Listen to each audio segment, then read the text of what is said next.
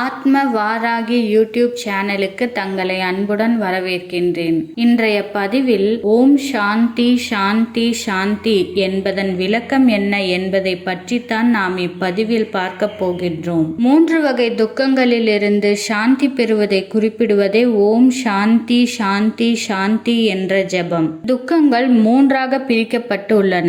அதில் முதலாவது துக்கமாக அதியாத்மீக துக்கம், உடல் சம்பந்தப்பட்டதும் நோய்களினாலும் உண்டாகும் துக்கம் இந்த வகை.